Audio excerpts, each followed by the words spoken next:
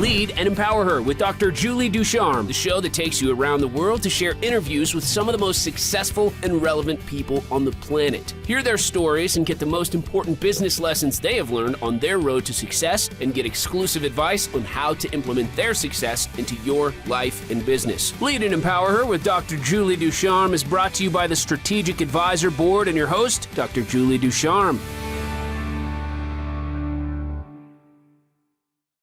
Hi, I'm Dr. Julie Ducharme, and welcome to the She CEO Talks. Love this podcast because I get to interview such amazing women around the world talking about how they are rocking it in their She CEO positions. And today I am so excited to have with us Dr. Jen Welter. She's the first female to coach in the NFL. And she has a long list of things here that I'm going to go through because I just told her off mic, it's really hard to minimize her because she has so much amazing stuff. So in the summer of 2015, she served as a linebackers coach for Arizona Cardinals, a period of time defined by the bond she has formed with players and widely known as a trailblazer and pioneer in professional football. Becoming the first woman to coach in the NFL was only her most recent first. She most recently served as a defensive specialist for the Lions American Football, AAF. Following her record-breaking accomplishments with the Cardinals, Welter became a head coach of the first Australian women's national team in 2017. And widely known as a trailblazer in professional football, Welter became the first woman to play running back in a men's professional football league with the Texas Revolution. And in early 2015, Welter was hired as the first female coach in men's professional football, helping coach the most successful Revolution season in the franchise history. See, Jen, I have to say all this stuff because it's just awesome. But I know you said it can get long, so we're going to end it right now with that you are the first and only woman to coach in the XFL this season, which is another remarkable, amazing thing that you're doing. And so welcome to the show. Well, thanks for having me. And you know this as well as I do, Julie, with those, it's about being a part of a great team, right? Mm-hmm. And hopefully somebody realizes or recognizes your talent.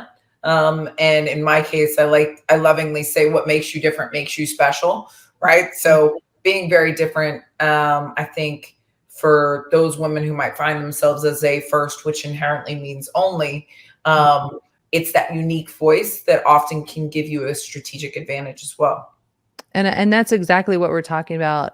When I think about women and we say she CEOs, that really expands much more than just like a Fortune 500 position, because every woman is entering into these incredible industries and breaking barriers and finding their way in there. I was just talking to a woman who's heavy into the construction world, and her unique aspect about how she approached that. And she talked about as well that it wasn't really about men stopping her, but it was about men educating them to understand how to work with her. And I think that's something really interesting. And I'd love to talk about your leadership style, because this is very unique. You talk a lot about how you build such incredible relationships with your athletes. And that, of course, builds trust. What do you feel your leadership style differentiates than maybe some others? Well, it's funny. Before I was coaching, and, I specialized in coach-athlete relationships and feedback in my doctorate. And so I was coaching coaches on how to build those relationships. It's feedback style. It's, for me, player forward. For me, it's also player person balance, right? That's one of the most important things. Like, how can I coach you if I don't know you? And so I think it's a really empathy-based, individualized, relationship-focused coaching style. And that's knowing how somebody needs to learn, how they receive feedback best, right? And really investing what I'd say is a moment, right? I would tell people, if you need a minute, I always have a minute, right? Mm-hmm. Because if something's going on in your life, for example, and your mind's there, it can't be here, right? So the most important thing then at that moment is to bring you back to present. And how do you know if someone's mind is elsewhere? Well, look, they always say the eye in the sky doesn't lie, right? That's something we hear with coaches all the time. The eye in the sky doesn't lie. However, it also doesn't lie in terms of, are you here? If I know you've executed a play relatively flawlessly 9 times out of 10 for as long as I've known you, and today you're 50%, 60%, and your game is telling me something's off, And until we get to that root cause, then we're going to stay off. So for me, I would tell guys like, hey, do you need a minute? Right. And the other one is the other big differentiator in that is like, you know this, you've been an athlete forever. We know our mistakes as soon as they happen. Right. Yeah. Like we know it before the coach even honestly probably told us, and we're harder on ourselves than most people are. Yeah. Right. So instead of saying, what's wrong with you? My question would always be, are you okay? Right. And just little things like that shift your positioning, right?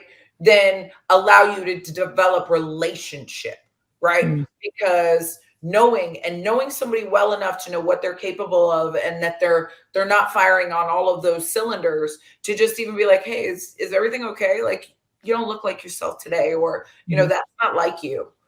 They may not take you up on it, right? Or at least right away, but it means the world that you knew them well enough to know, number one, and two, to offer that. And that's where I would say like, hey, do you need a minute? Right. And the amount of times that I would learn more about my players in some of those strong pull aside moments that were usually on them. Right. I can't even tell you, like, hey coach, do you have a minute? Yeah. Coach, my wife is so mad at me. And I don't even know why. All right, listen, I'm an expert in male to female communication. What did you do? Well, I mean, coach, I said this. She heard this. But coach, why did she hear that if I said this? I said, I said I had a minute. Okay, that's what you want me to tell you how to fix it. And if someone will trust you enough to open up about the things that are most prized, which is, you know, your family and those, then you think they won't run through a wall for you when you say, hey, I need you to, you know, take the air out of that blitz or dip and rip on contact or get to heel depth, something like that. Like the football coaching then becomes easy because the relationship, which should be founded in trust and love, is so solid. Wow. And I just feel like this could be applied in any industry as a leader.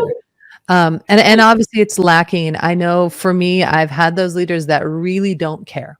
And like you said, if I was able to trust a leader enough to have a minute with them, it probably would have been totally changing, because my loyalty and trust is built on that relationship. And when I don't feel like I have loyalty and trust, I am not going to be giving you my all, because I don't know where I sit. So I think that, I mean, I just really think, God, like the next thing for you, you guys start going into corporations. You guys start coaching CEOs and VPs, because that to me is just revolutionary in the way that you approach that. And in probably one of the toughest industries out there, right? I mean, I remember having coaches that all they did was yell, right? And the thought was, it doesn't matter what's going on in my life. They don't care. I just better perform. And if I don't perform, then I'm out. And I worked off of a fear factor. Yep. You know? And I love that perspective that you have on that. And obviously you have degrees in psychology, which is very helpful. And I think that what makes you so unique in your coaching. Now, I know you also obviously do a lot with your Gridiron Girls and inspiring women and young girls to go after these things, because I love that you embrace different. Different is not bad. Different has always been made out to be bad, you know, especially for women. If you are different than the cultural norm, that is bad. And so how do you go about inspiring some of our youth and other women to embrace their differences? Well, I think, you know, one of the things for me was I struggled with that as a younger girl too, right? I think we all do, right? To an extent, like, you know, you try and maybe minimize yourself so that you don't stand out too much.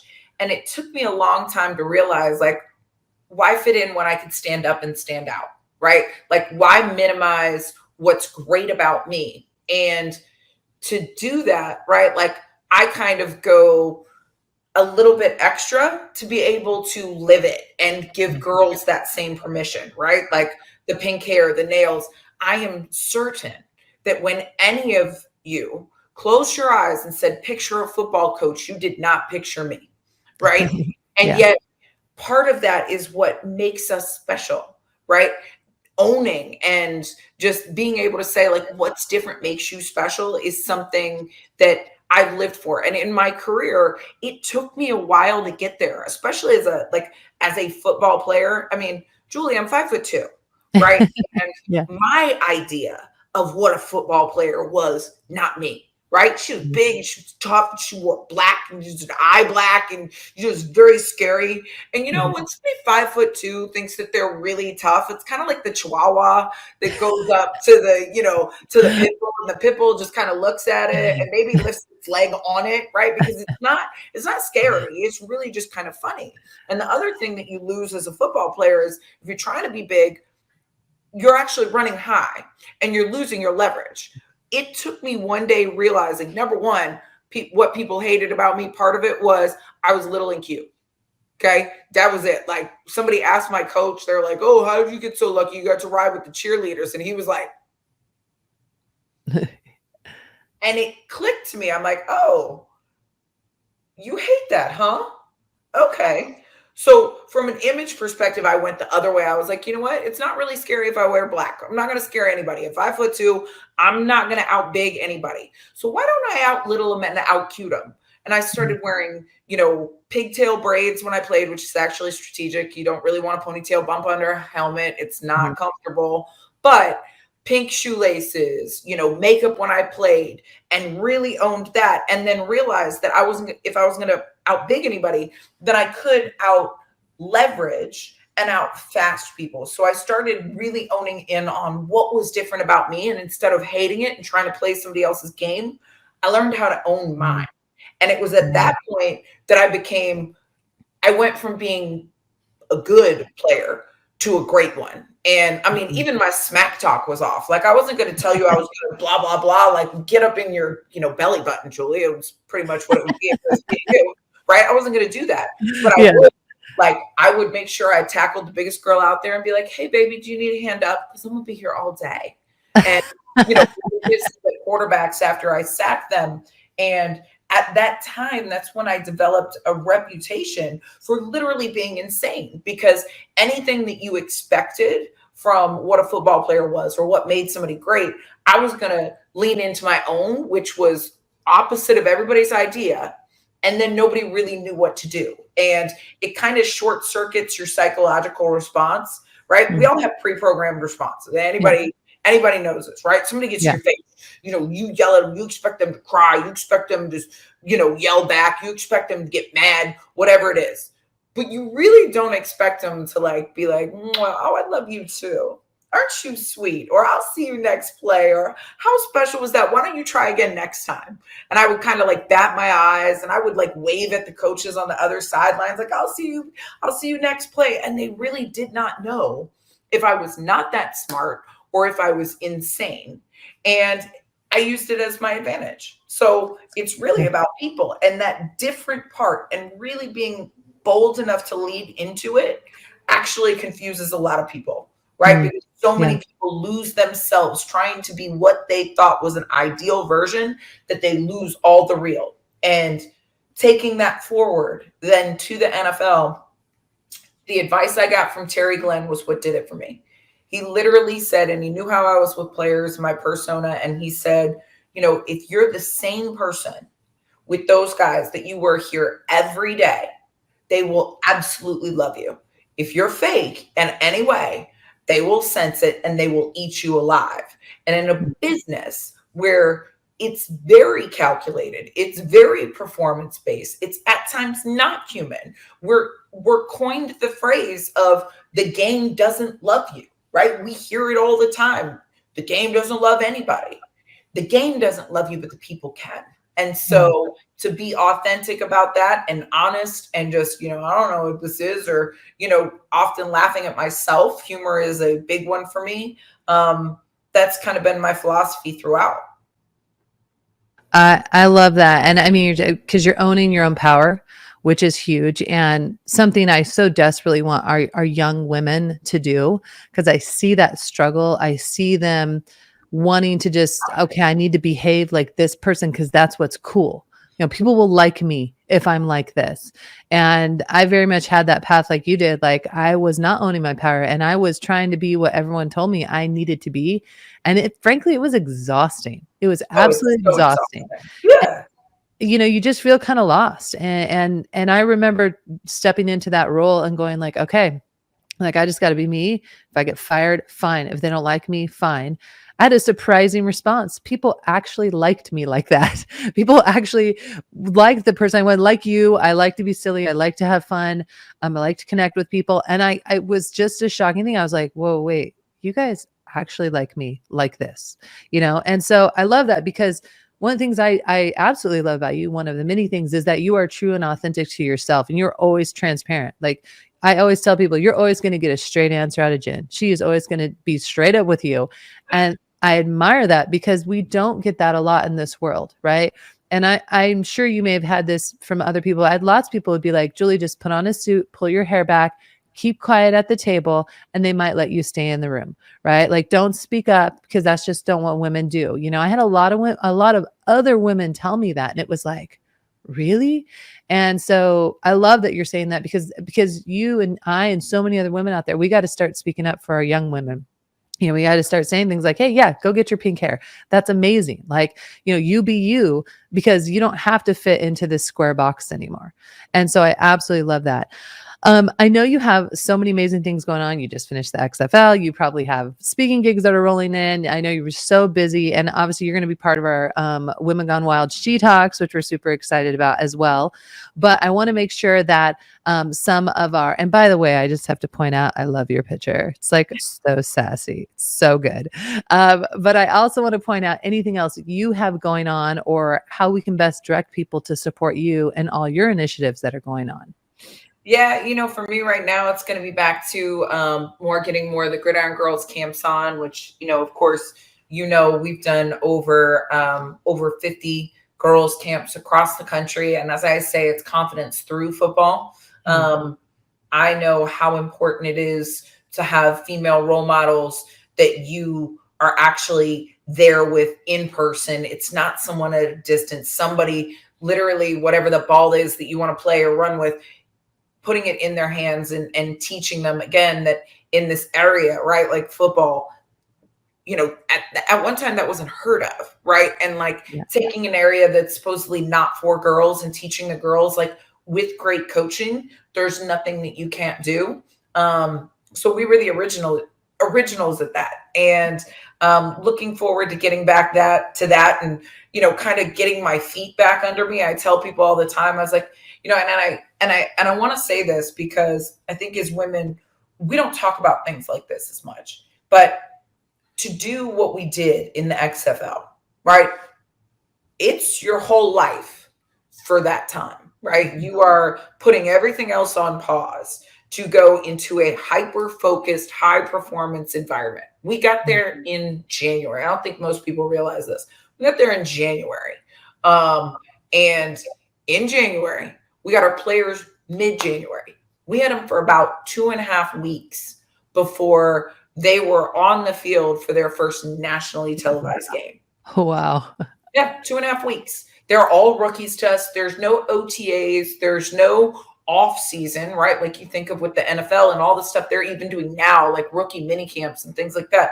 There was none of that. So we went from 0 to 1,000 in a very short period of time. And it's strange because it's everything, right? Your relationships with players, coaches, everything, and to put that on for a 10-week season, and then it stops. It comes to a dead stop. Every player that you've been with on a day-to-day basis, like I just called and checked in on, most of my guys yesterday just to see how they were doing. But everybody that you've seen every day for 5 months, you all go your own separate ways. And then you come back to life and everybody's life has continued on, right? Whatever they were working on, they're further on.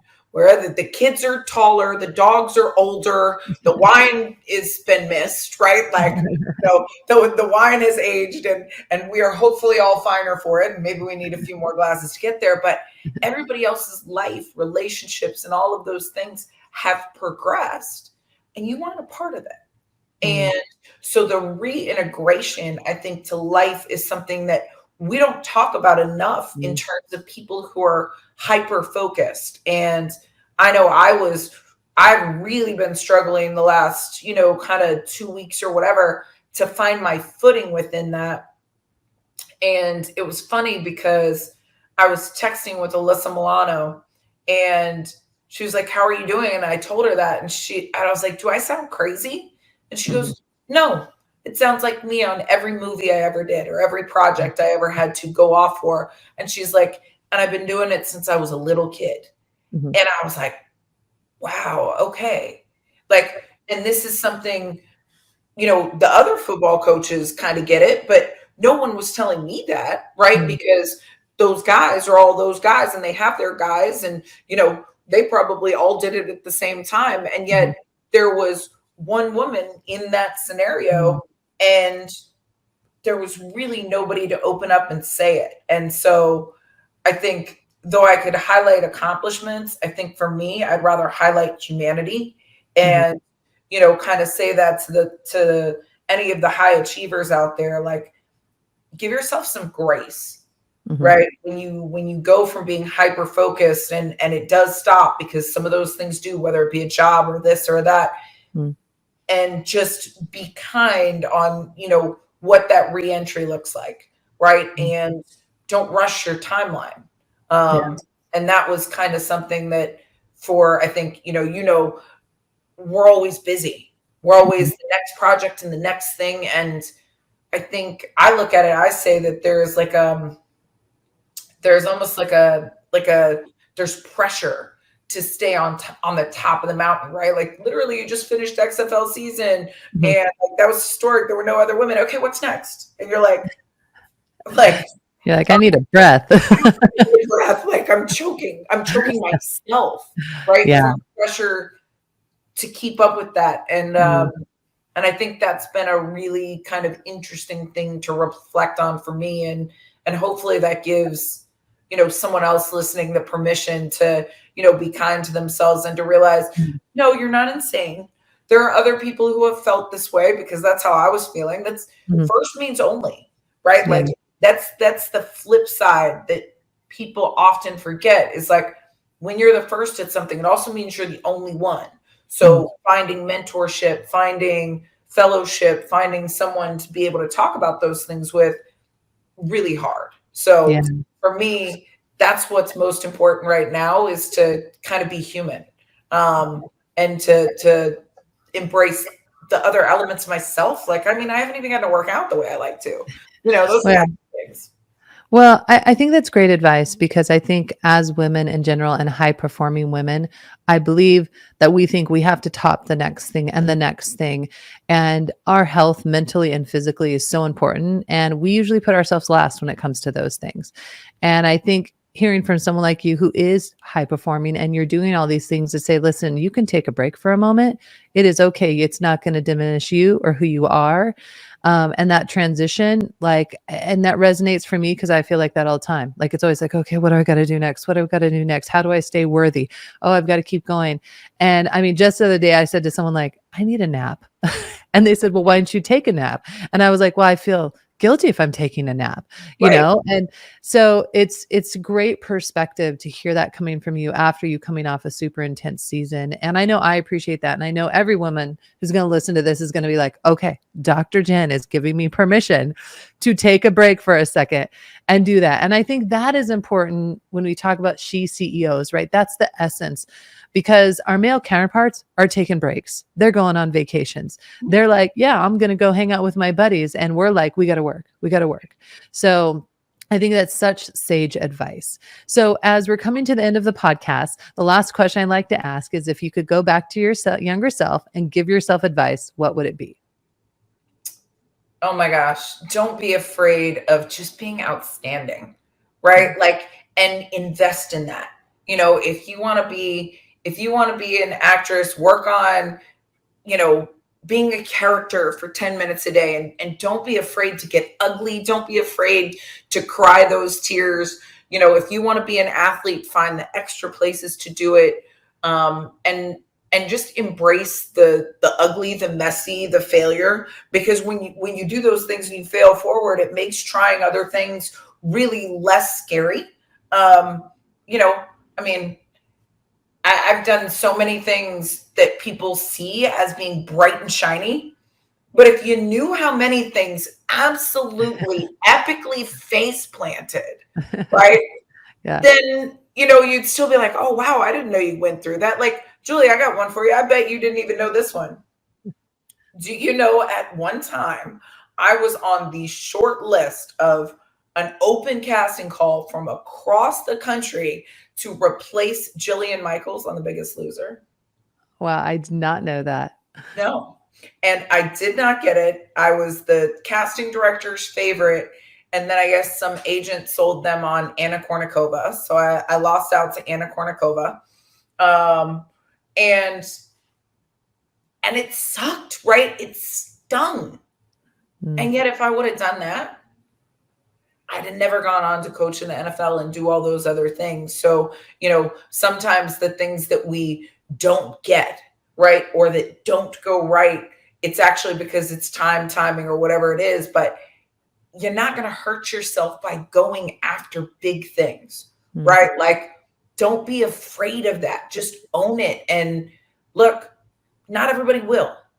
And don't be afraid to go for things and to grow from things, right? Like, I knew for me that one thing that was important was to go out of state for college, because I didn't want the safety net of going to my hometown every weekend. I saw so many people that did, and I wanted to have to make it, right? And to push myself to have to go for it. So don't be afraid to do that and enjoy the process. Because if it's only a goal that matters, if you're only successful when you get that big goal, that means that you're not happy or you're not feeling good about yourself for 99% of the time. Yeah, that's a great advice. I love that. Thank you so much for sharing that and for being so honest and transparent. I think that's so important to all of our women out there. And we have young women listening too, that they hear our goods and our bads and our failures. I mean, that's what this is all about, and our uniqueness and how we bring it to the workplace and every workplace. So thank you so much for being on the show. As I always say, live, love, laugh, and always be your authentic self. Thanks for listening to Lead and Empower Her with your host, Dr. Julie Ducharme. Please leave your feedback and visit strategicadvisorboard.com to get the latest and greatest business advisement on the planet. Follow us on social media for updates, and we'll see you on the next episode.